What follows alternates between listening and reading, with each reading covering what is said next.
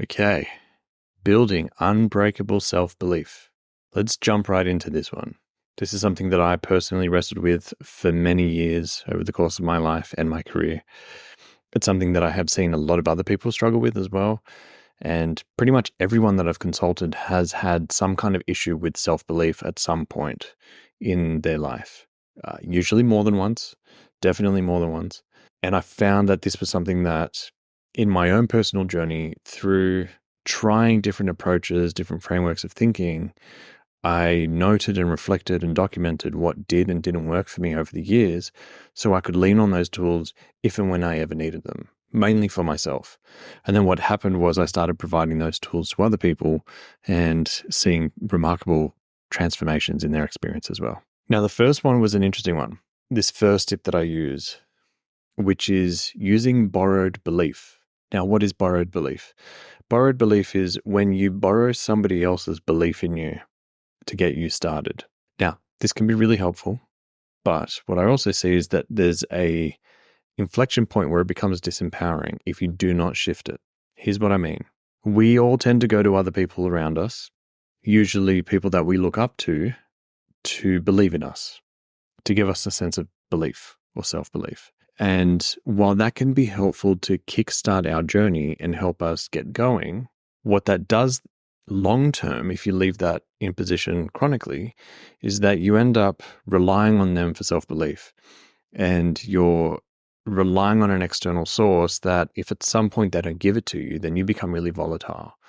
So the analogy I like to use there is like being connected to the electricity grid. Most of us are. Some very few people aren't. They are off the grid. But we're all at the whim of the electricity providers. So if for whatever reason they cannot provide electricity to the grid, we lose power. And so that makes us vulnerable to this external source. Now, in different ways, that's not necessarily a bad thing in different aspects of life, right? We all rely on so many different people contributing to our lives just to bring food to our table each day. So relying on other people in the community of humanity isn't the worst thing in the world. It's actually part of humanity. But where it becomes an issue is where you are relying on other people for your belief in yourself. And so if for whatever reason the grid is down, the grid of self-belief has gone down, then your sense of belief drops. And that can slow you down and bring you to a grinding halt when you could be making progress in your life, in whatever area of life that is. And so when we're susceptible to the grid of self-belief, if the grid goes out, we're kind of screwed.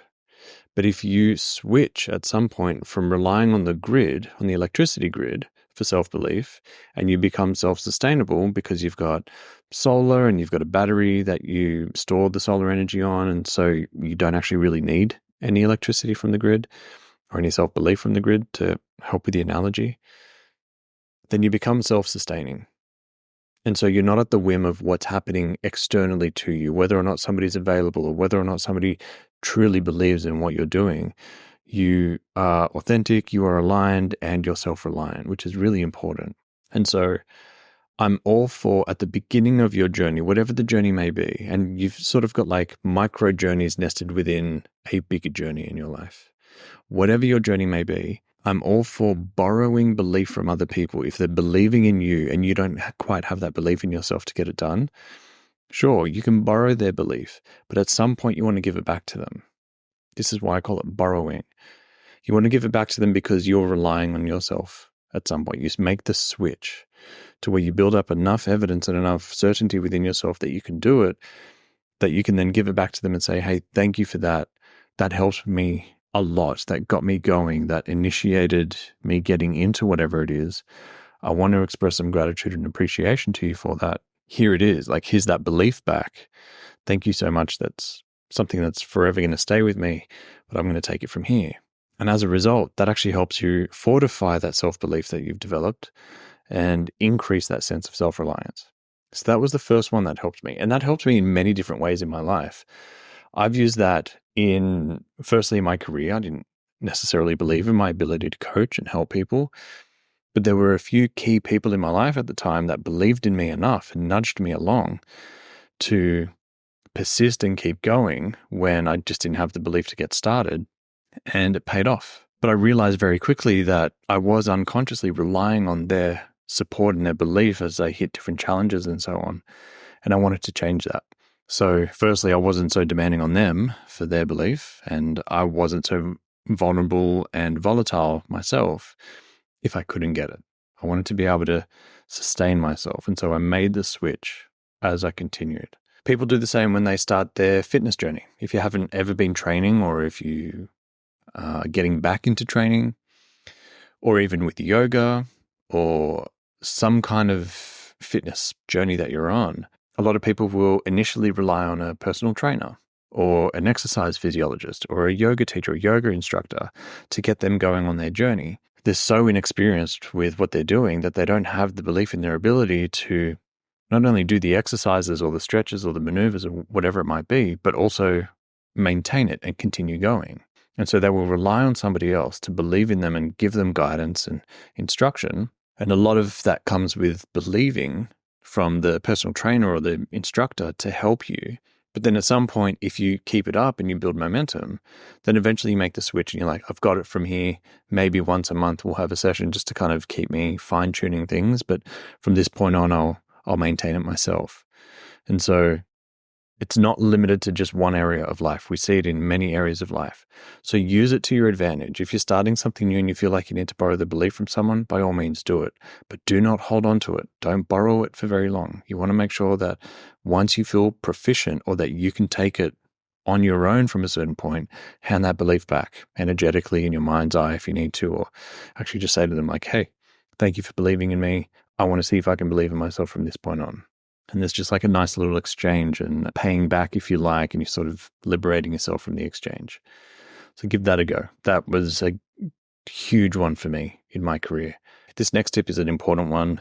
It's something that I talk about in a whole other episode, but I think it's worth including in this episode here, which is when you're starting something new or you're going into something that you don't necessarily have the experience or the self-belief that you need, then I would say what's happening there is you're wrestling with the issue of trusting yourself. Your ability to trust yourself is what fuels self-belief, in my opinion. It's the underlying factor to self-belief. Because if you trust yourself, then you can build your self-belief on top of that trust. Now, here's what I mean. Whenever we're doing something new or something foreign, or we're stepping into something we haven't never experienced before, because there are so many unknowns, it requires us trusting ourselves to be able to deal with whatever those unknowns are, or adapt, or if we make a mistake, that we learn from whatever the experience is. And you can only really enable those abilities within yourself if you trust yourself. So developing a sense of trust that you will learn whatever lesson needs to be learned, even if you make a mistake, that you will show up with a level of humility so you're not coming in with all this arrogance thinking you know everything there is to know about this, but actually a humility to learn and study and experience whatever whoever is teaching you as knowledge. You have the ability to then lean on that trust to believe in yourself. So I know that can seem a little confusing or ambiguous, and I'll be more clear about it in terms of an example. Whenever I show up to something that I haven't done before, I don't show up with arrogance and overconfidence and a huge amount of certainty about my ability to do whatever it is that I'm doing. Instead, I show up with total certainty and belief that I am willing to learn and that I can learn. So I will ask a lot of questions. I will make sure that I'm being humble. I will make sure that if I'm uncertain about something, that I communicate that. I will be transparent with the people that I'm engaged with. Or if there's something that is being explained to me and I still don't get it, I'll ask for a different way for it to be explained to me, or a redefinition or a different kind of context so I can wrap my head around it so I'm really clear on it. I don't mind being the dumbest person in the room if it means that I will actually learn something. And so that's the approach that I use. Now, firstly, that helps me with any anxiety that I've had in the past. So I'm not showing up with this expectation that I need to be really brilliant, but I just show up with the humility of like, I'm here to learn because there's a lot I don't know about this. And my hope is that the people around me will just teach me what I need to know. Now, that level of trust means that I can go into any of these circumstances with a belief in myself, not an arrogance or an overconfidence, but just a humble belief that whatever the circumstances are that are presented to me, that I can do something with them, or I have the tools to ask all the questions I need to get as much clarity as I need to be able to proceed or progress through whatever the situation may be. So, for example, relatively recently, I started going back to the gym. So the gym that I'm training at has a fully functional gym for weightlifting and cardio. But they've also got like a treatment center at the back where they've got saunas, ice bath, and remedial massage treatments and releases and so on. And there's a lot of different aspects that they're coming at the body from that isn't just purely training, getting you really fit, and then spitting you out the front door. They're more about overall physical wellness. Now, there were some elements of what was being explained to me that were a little beyond what I had studied. And I've studied a fair bit around physiology, anatomy, and biology as it relates to the body. But I'm not across all the latest research. Because it's not my field of expertise. And so there were some things that were being spoken about that I had questions about. So I was more than happy to just ask questions. So what is it about this that you're seeing as so vital or so important? Or why would this help me? Or would this that you're suggesting is going to help me, is that going in any way to conflict with what I'm trying to achieve with the training that I'm doing? And so I'm willing to ask a bunch of questions. Now, I have a lot of knowledge and experience when it comes to the mind and psychology and how we can use the tools of our understanding and our thinking to help us progress. But there are certain things that I just don't know about, and I'm fine admitting that.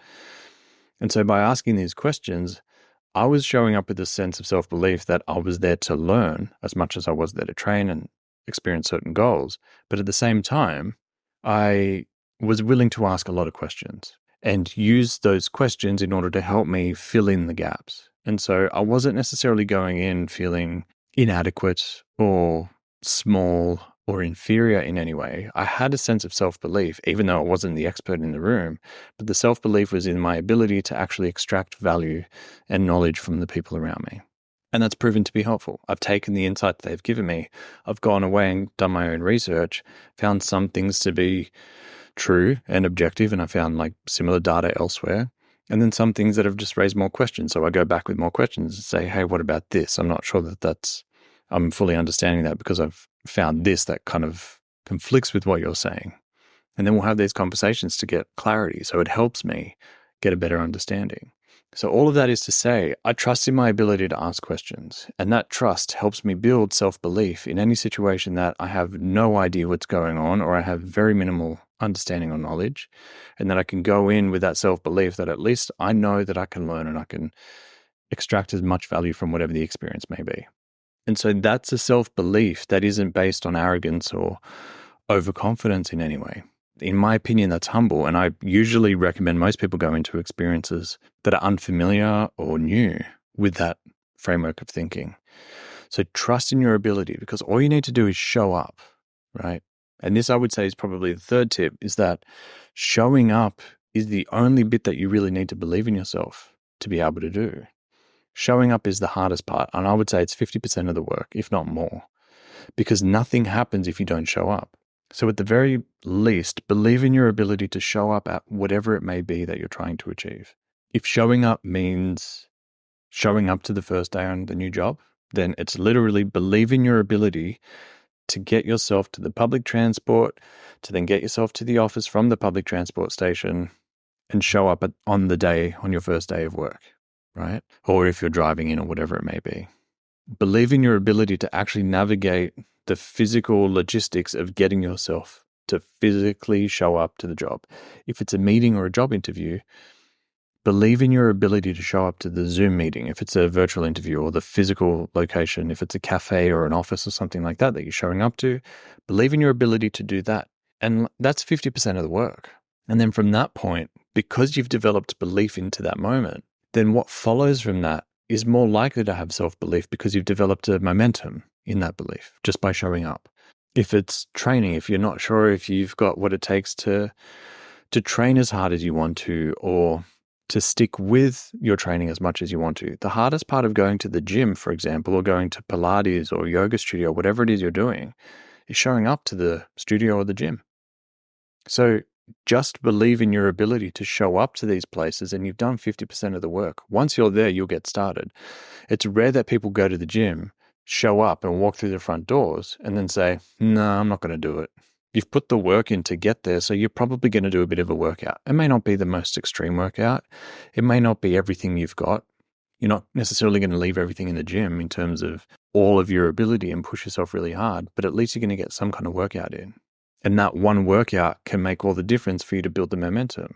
So all you need to do is show up. If it's a conference you're going to and you're nervous about going to it, or a date for some of you that I know that are single and you're trying to find a partner, the hardest part is showing up to the date. Show up to the date. That's like, do that bit and then let whatever else is going to unfold within reason, I should say, right? We don't want any suspicious or criminal activity. I don't want to promote that. And I don't want you to accept that. But like, show up to the date. That's the hardest part. And that's usually the most nerve-wracking for most people. So if you can believe in your ability to navigate the logistics of getting your physical body from home to wherever the date is going to be, if it's a restaurant or an event of some kind that you're meeting at, just believe in your ability to get there and show up. And that's enough, because if you don't show up, there's no date, and you significantly decrease the chances of your ability to actually find a partner if you're not showing up at the very least. So, and like, I mean, I could go on about this. I've got a whole episode about showing up, but it's important that you recognize the importance and the value of showing up. And that requires you believing in yourself. You do not show up unless you believe in yourself to some extent. And this is where things get really interesting. Hey, thanks for tuning in. I appreciate you being here. And I really hope that you're getting some value from the content. If I can just ask you for one favor, wherever you are, whether you're listening to this or you're watching this on YouTube, please make sure you leave a few minutes to subscribe and leave a review. Leaving a review makes a huge difference, and it helps other people know that the content that you've already gone through, that you found value from, actually has value that they can find in here too. It's sort of like you leaving clues for other people that are looking for them. So it would mean the world to me, and who knows, you're probably going to change somebody's life if they find a review that you've left saying this is the place that you want to find some information around your mind. Anyway, thanks for being here. We'll jump back in. People can unconsciously believe in themselves or consciously believe in themselves. Mostly, people are unconsciously believing in themselves, because me saying to you, show up to the office, seems like, but I do that anyway. That seems really simple. Like, that's not really believing in myself. Believing in myself should be this huge momentous experience where I feel it in every fiber of my being. I would argue, though, you going to work every day, or you showing up to whatever the interview is or the date or whatever, and you're thinking, yeah, that's a no-brainer. That's obvious. Why wouldn't you do that? That's you unconsciously believing in yourself. That's you unconsciously believing that you have everything it takes to be able to show up to the location at the day and time, right? That's unconscious self-belief. And so what I'm trying to help you do is switch from going unconscious to conscious. Because the more you make the unconscious conscious, the more you empower yourself. If I can help you develop an understanding of what is your self-belief and where it's showing up in different areas of your life, then that's actually going to help you build momentum and stack up a huge evidence of self-belief that's going to carry you through all the things that you're wrestling with. Now, this leads me to my last point when it comes to building self-belief, which is you actually have a lot of evidence throughout your life up until this moment where you believed in yourself, but you are unconscious about these moments. You've negated them. You've switched them off and said, well, they're not really important, or they didn't really contain self-belief. And so I want to give you an exercise that you can do in your own time, and you can either sit down and write it all down, or you can just do it in your mind. But I think it'll help you quite a bit. It's helped me in my life. And I want you to go back through these experiences through your life where you have felt like you didn't have a lot of self-belief, or you felt really insecure, or you had a lot of self-doubt, or you didn't believe in yourself, a lack of self-belief, if you like. And I want you to look for where in your life you did actually have self-belief at the time, which might sound counterintuitive, but the reality is these moments in your life where you saw yourself being really insecure was only because you were focusing on one particular area of your life. You're looking at one very small aspect of your life, a small amount of content within the context of your entire life, and saying, well, I didn't carry much self-belief at the time. But that's not entirely true, because there was an area of your life or some aspect of your life at that point that you did carry self-belief So if you were struggling with relationships at the time, you may have had a lot of self-belief in your work or in your career or your business if you have your own, or vice versa. If you felt like things weren't really taking off with your work or your career, or you're having a lot of conflict at the office with people, you might find that your romantic relationships or your dating life or your family life had a lot of self-belief and a lot of certainty, like it was just unshakable. And so you want to look at different areas of your life to see where that belief was. And if you go back through these different moments in your life and find where you did actually carry belief for yourself, you'll see that there's actually all this evidence in your past that you have self-belief and that you have what it takes to carry yourself through, which then makes it harder for you moving forward to not carry a sense of self-belief in yourself. This actually helped me substantially because I started seeing that all these moments that this weak, inferior little boy, in my view, didn't really have self-belief and may not have ever built it, actually had it. It was just unconscious.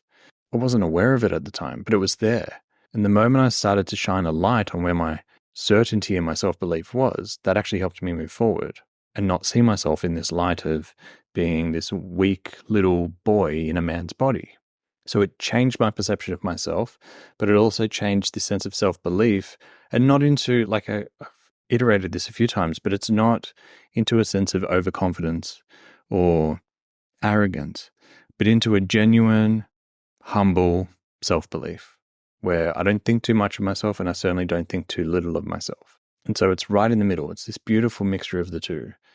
And to me, that has actually helped me show up to situations that are new and unfamiliar with a sense of self-belief that I will learn what I need to learn, I will make the most of it, and it won't be a wasted experience. And what happens is, from that point on, I tend to get enough repetitions or reps in of whatever it is that I'm trying that's new to help me accumulate enough evidence that I'm proficient at that.